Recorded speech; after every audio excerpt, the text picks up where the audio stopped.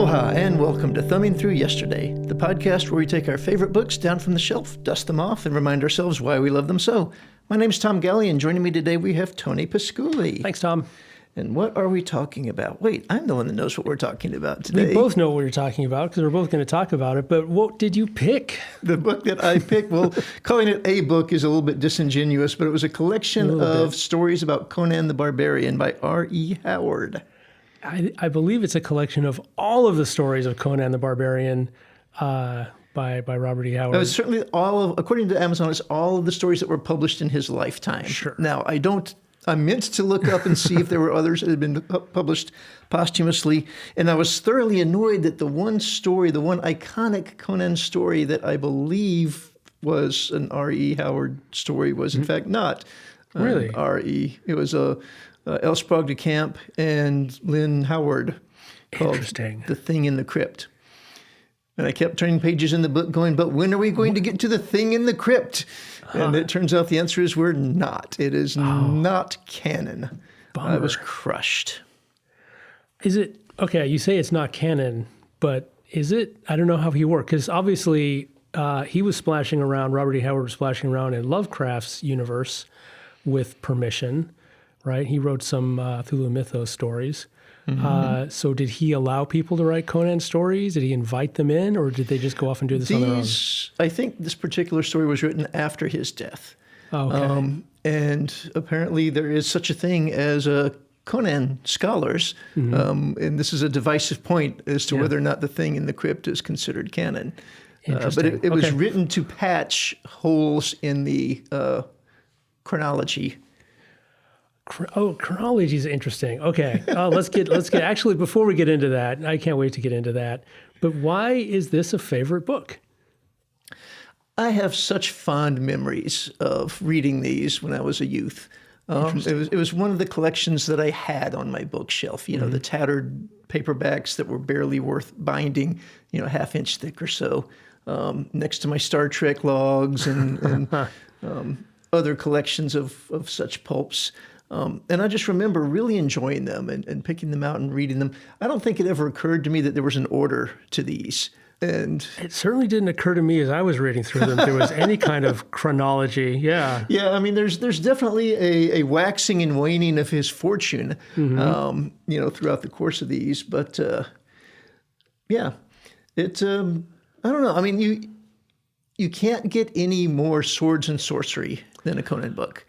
That's true. I was delightfully surprised by the amount of sorcery in these books. Yep. It's not just a barbarian swinging a sword around. There's a lot of mystical shit happening. There's a lot of mystical shit happening. Yeah. And all kinds. I mean, demons are real. Gods are real. This is a world in which demons and gods meddle in the affairs of man, or perhaps man meddles in the affairs of demons and gods. And Conan does not like demons, and he does not like gods, but he does not mind swinging a sword at one if they happen to be in his way. Yeah. So when's the last time you read these? God, I can't even imagine. I can't imagine I've picked one up since, probably not since Arnold Schwarzenegger donned loincloth, probably not since Arnold Schwarzenegger donned loincloth for the movie. Wow, which is a while ago. That's an old movie. That was his first. Was this his first feature film? I don't know if it may have been his first feature film. I know it was before he actually spoke English. Yeah. Yeah, that was a while ago. I was like, I want to say the 70s, maybe the 80s, or maybe early 80s. I think it has to be the 80s, because knowing the people that I was talking about it with, those were 80s people I was around. All right. Well, we're definitely going to talk more about the movie. But so how do these hold up for you after not looking at them since your youth? There were some revelations, but I'll start by saying I still really did enjoy them.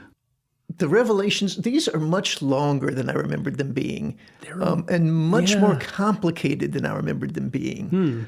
They are very, very, very repetitive. There's going to be steely thews. Oh my goodness. There's going to be a lily white woman, and there's going to be lips crushed to drink their nectar. There's going to be panther-like reflexes. Yes, panther-like reflexes. Smoldering blue eyes, the square-cropped black mane. There's stuff that just happens in every single book. But yeah, that's part of the fun. I don't think I used to binge them like this. So spread out over a little more time, I think the repetition wasn't as noticeable. Were these first published in magazines? I believe these were first serialized. I think that's the way. I think that's the way to read these. It's like waiting for your next installment, your next Conan story. Yep. Kind of as you say, we read them just all together. Boom, boom, boom, boom, boom. It's just like they really run into each other. Yep. I have a hard time keeping them all straight in my head now. Well, I didn't even bother after about the third one. Sometimes he's in the jungle, sometimes he's in a desert, sometimes he's on a boat. Yes. But other than that, we've got the same things happening. There's at least 2 or 3 types of bad guy to contend with. There's politics, which he's aware of but transcends.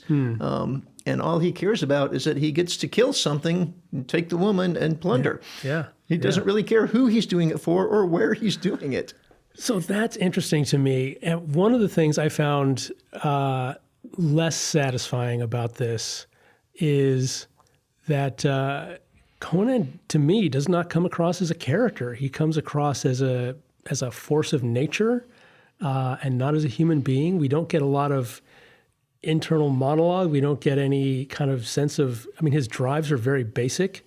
He's obviously very capable and resourceful, but he doesn't have to work hard to be resourceful. Resourcefulness sort of is in his path and he just picks it up. And the POV of the stories is just literally all over the place. It's like, this is true. Chapter 1 is the POV of the Lily White Princess. And then chapter 2 will be the POV of the person who's kidnapping the Lily White Princess. And then like midway through the story, we'll get Conan's POV where he comes in to whatever. He's been charged with rescuing her, decides to kidnap her for ransom for his henchmen or whatever it is that's going on in that particular tale. But he's not the focal point of the stories much of the time. Yeah, which is weird. Yeah, to me. Well, he is recognized by all the people in that area. Yes. So, if Conan's on it, then, people either they're either really upset about this or they're really confident, in the fact that it will be dealt with. And you say his motivations are simple, and he claims his motivations are simple, but I disagree with both of you. Oh, okay. Interesting. Because he's constantly doing things that are very complex. He's trying to save. There's a race. The Picts are going to overrun the fort of the expanding Hyborians. I forget who was expanding at the time, but they've pushed into wild lands, and this crazy sorcerer has rallied the wild people to overrun the fort and burn out the settlements. And he's genuinely concerned about that. He doesn't want the fort to be overrun and the settlements to burn. Now, the fort does get overrun and the settlements do get burned, but he's laboring to save these innocent people, which is not a simple motivation of a mercenary. Okay, that's true. But he does, we see him at various points in leadership positions. And as a leader, he tends to look out for the people who are under him. Like he goes to extraordinary lengths. The story that I most recently read was the one where 7 of his people get kidnapped and he's trying to redeem them somehow. And so he's going to extraordinary lengths to do that. But that's it. Yeah. I don't think it's that complicated. No, but it's certainly beyond, he says repeatedly, possibly once per story, that all he's interested in is a sword to swing, a body to swing it at, a woman to quench his lust, and coin to spend on drink. He's a drunken brawler, and he delights in being a drunken brawler, but he is an incredibly articulate, incredibly well-informed, stunningly well-traveled polyglot with complex behaviors, if not complex motivations. He's a contradiction to himself. Interesting. So what do you think about Conan the story character and Conan the movie character? I have always really enjoyed that first Conan movie. And I probably will take shit for it for saying so publicly and on the air. I think it's fantastic. And as I was reading through these, I was really struck by how many elements they had plucked from Conan's stories and put into that film, including the thing in the crypt. Which is not an R.E. Howard story, as we discussed earlier. But that's halfway in there, in that movie. But I think that that is probably one of the 3 best soundtracks on a film ever been done, at least that I'm aware of. And they played Conan differently. They had to. Yeah. But, I mean, you had a Mr. Universe there. I mean, he embodied the physical prowess of Conan. They did not try to make him act. They did not try to give him those long monologues. And I think they really crafted a wonderful story around that. He was trying to rescue a kidnapped princess, which, was a plot he fell into. These are all perfectly canonical. He got crucified. That happens in one of the stories. He's after an evil snake being. Lots of evil snake beings in these things. I just thought they really did a nice job of it, and I think it has held up surprisingly well. I think, because I watched that movie again recently, and I love that movie, and it's one of my all-time favorites. And the soundtrack is a big reason why. But also just the whole atmosphere of the movie. It's great. I don't think it's a good movie. I do think it's a great movie. I think it achieves greatness without actually being good. It's flawed in so many ways. It is flawed. It is lovingly and delightfully flawed. The crazy sorcerer. Yeah. Play a crazy sorcerer. Okay, I'll play a crazy sorcerer. Right? So I really, every time I saw something that was in the story, it's like, that's in the movie. Oh my God, this is where this comes from. It's amazing. Yeah, I had the same reaction. Yeah. But like I was disappointed with the story version many times because I did not read these stories as a kid, but I did see Conan probably when it first came out, and I've seen it probably every 10 years since. So like, for instance, he meets a woman on a boat and she instantly falls for him, and she says, I would come back from the grave to fight by your side. I'm like, oh my God, what an incredible speech. And then 5 pages later, she's dead. And then 5 pages after that, she comes back from the grave to fight by, and it's over. It's like, okay, well, that was a nice speech, but it just doesn't have the emotional resonance that it does in the movie when it's the same sort of storyline. It's like, that was one of my favorite parts of the movie. I found that really satisfying in the book, but it was really satisfying in the book because it reminded me of the scene in the movie. I will admit that, but yeah. Yeah.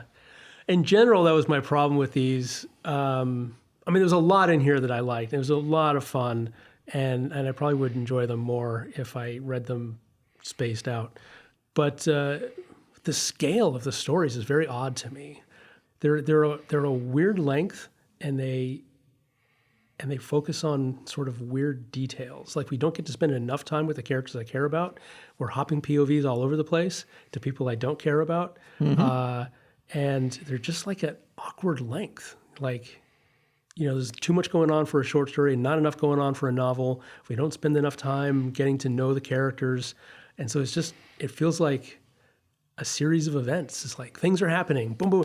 Things are always happening. Things are always happening. Action-packed. These stories are action-packed. And he's always at a focus of multiple engagements. Yes. There are these 4 different forces. There's the 2 neighboring kingdoms. There's the evil wizards on the Black Mountain, and there's the wild marauders in the Badlands. Yeah. And yet he knows who these forces are, who the players in these forces are, what the motivations of the players in these forces are. We don't know any of this. Yes. And he's just throwing out names and peoples and locations, and we're expected to come along for the ride, which is all I do is I come along. I don't try to make sense of it. It's like, oh, yep, somebody's after him. I don't remember which group of people is after him, but does it matter? No, it doesn't. There's going to be steely thews in the near future and panther-like reflexes, as you said.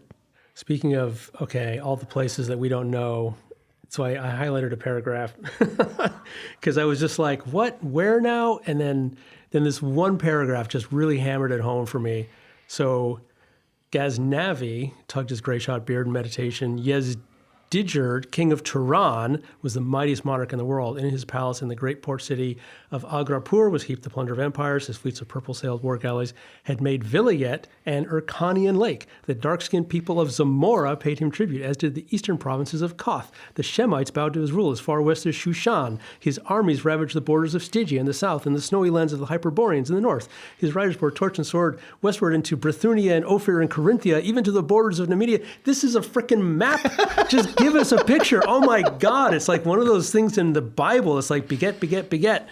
It is. It's important, I guess, but man. But it's not. It's not important, right? Because at the end of the day, Conan's going to cleave somebody's skull. Yeah. There's going to be gore. It doesn't really matter whose. I read half of that paragraph. Yeah. I don't know if he built the world and just didn't have enough novel to expand it, or if he just started making crap up and throwing it at the page. I think he started, and because it's weird because a lot of this is like close to actual readable locations. Mm-hmm. Names that are a few letters off. Exactly. Afghanistan. Yes. Yeah. Iranistan. Yeah. And Irakia and Bithynia, which sounds like Byzantium to me, and Hyperborean, which sometimes I think Hyboria and Hyperborean, I think he conflates those. I always expect it to be Hyperborean. In my mind, it's Hyperborean, and then I keep reading it, and it's always Hyporian or Hyborian. He uses both. He does use both, and that confuses me. Yeah. Hyperborea is interesting because Borea is a Greek word for north, and Hyperborea just means really far north. Yeah, which is great. So he comes from the north. Yeah. Yeah. Now, something that I always end up wondering, and I'll start wondering this pretty early on when I do visit this world, which again I haven't done in decades, is Conan a run-of-the-mill Cimmerian? And if Conan is a run-of-the-mill Cimmerian, why the hell aren't these people running the world? Interesting. Just because they're not interested in it? I think so. I think they just hang out up north and he apparently is a little bit rare with his wanderlust. Yeah. But dude, if there were a nation of that out there, that would be frightful. Yeah. He's a pretty capable guy, but he's also unusual. I don't think so. He frequently references coming from the steppes. Yeah, I think he's supposed to be from somewhere like north of Kazakhstan or north of Mongolia, just like up in the Siberia area. That's my impression from the sort of surrounding made-up names. He doesn't really nail it down for us. Yeah, and life is tough up there. Adversity breeds strength. But then, also if you live in an adverse climate, you don't go exploring because it's very expensive to explore when your living conditions are difficult. I mean, look at throwing back to another book we talked about, Dragon's Egg. When the Chila have to deviate from the easy path, it's like it's a huge deal, This is true. Cost them many of their number, and so they don't do it lightly. Yeah. So that could explain it. All right, what else did you discover on reread? Oh, there's just some ridiculous stuff in this. Some of the characters, some of the villains were expected to take seriously. There's a strangler, right? There's a bad guy who has hired a strangler. And this strangler character is a big person with abnormally long arms and abnormally large hands, and was raised to strangle people to death. He was raised in a cult, and this was his task. When he was an infant, he strangled small animals. When he was a young man, he strangled children. As he became an adult, he started strangling other adults. And this is just his thing. He strangles people, and he does it for this evil wizard. And he and Conan lock horns, and he gets to monologue for a bit about how many people he strangled and how incredibly strong he is. And when he goes for Conan's throat, Conan doesn't fight. Conan goes for his throat. And as they're sitting there fighting to strangle each other, and Conan's steely thews are defeating the other guy's hands. He has steely thews even on his neck. He says, you've strangled a lot of people, but you've never strangled a full-grown Cimmerian bull, which is something I did as a teenager. And I'm sitting here thinking, really? This is something they do in Cimmeria, sit around and strangle their bulls? Really? I guess so, yeah. But, of course he wins, and he breaks the strangler's neck, and because he's Conan. I like the fact that when they tried to hypnotize him, the magicians tried to hypnotize him, he's immune to it because he didn't grow up in that was society fun, wasn't it? Yeah. It's like, because I'm not part of this culture, it has less power over me. Yes, because a lot of the power of hypnosis is just social contagion, apparently. Yeah. All right, so the other thing I noticed is that there's some definite cosmic horror happening in these books. It's not just sorcery, it is specifically cosmic horror. It is creepy entities from the vast unknown beyond the planets doing weird shit, assuming human form.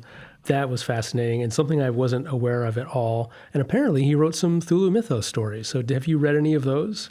Nothing comes to mind. I'm not going to say I haven't, but I sure don't think of it when I think of R.E. Howard. Interesting. I might have to go and seek those out just to see. Yeah, that seems like it would be up your alley. Yeah. Yeah. And as we've talked many times, or at least twice, that Lovecraft is actually not the best Cthulhu writer out there. No, he sadly is not.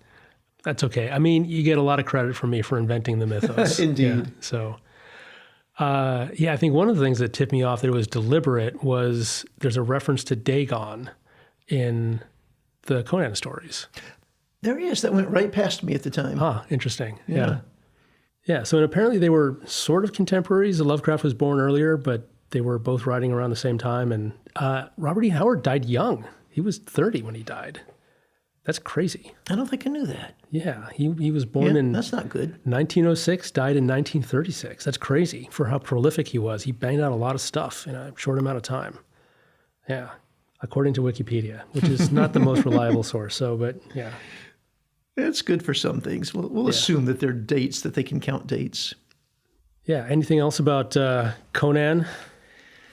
It was wonderful and disappointing at the same time. Oh, no. Why was it disappointing? Well, again, I had not realized just how repetitive these things were, and again, his fortunes rise and fall. Sometimes he's got nothing but a loincloth and a sword to his name, and sometimes he's resplendent in full mail and in charge of an army, and yet his adventures are remarkably consistent.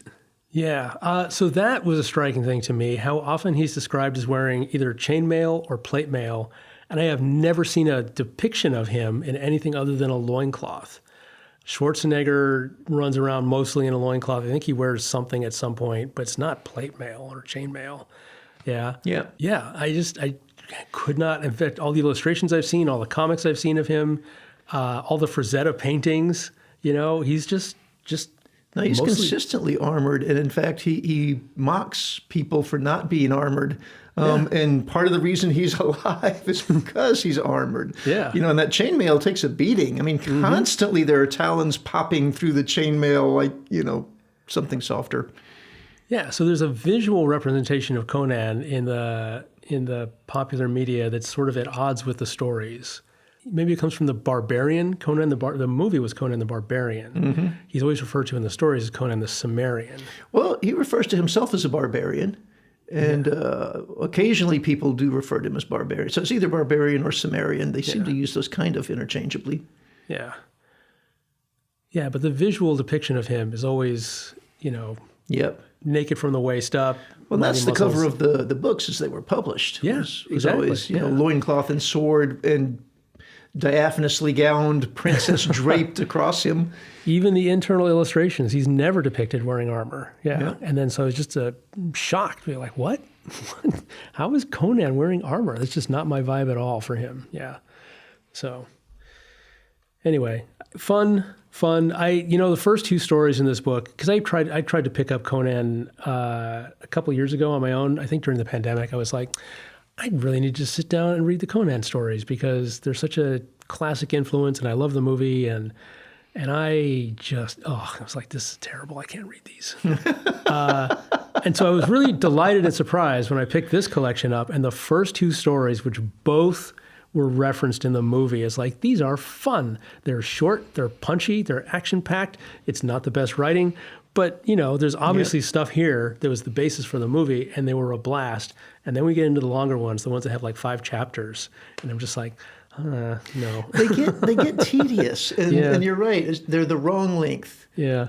He's trying to cram too much into too few pages. Yeah. I think that this character works much better in the shorter stories. Yes. And now I'm going to have to go out and find The Thing in the Crypt because I have to read that. Yeah. It's been a while since I visited that. It certainly should be canon. Not that it makes a difference, but yeah. Anyway. Now, I don't know if this collection is published in any sort of chronological order or the order they were released, or if they were retroactively grouped into geographies. Interesting. And I honestly don't know that it matters, other than the fact that he makes reference to his own past adventures from time to time. Like he was a corsair. He says this in one story. So, okay, presumably that story comes after the story in which he was on a boat on the pirates. Yeah. But other than that, there's no progression of the character. That's a good point. sometimes we see him in a leadership position. Sometimes we see him acting as an individual, but we don't ever see him like advancing into leadership or, growing or changing as a character in any way. It's just sometimes he's in a different position. Yep. Yeah. Anyway. Yeah. Good fun. Not high literature, but good fun. Yeah. Impressive. Like, I don't know. I'm going to lump him in the same category with Lovecraft. It's an impressive mythology. I think other writers have done better work with the mythology that he created because he's not that strong a writer and he was just banging the shit out. But he did have some great ideas that are obviously long lasting. So, yeah. Yep. Have you seen the reiteration, the new Conan? Yes. I have not. I feel like it can't ever make me feel as good as the first one did. Here's the thing.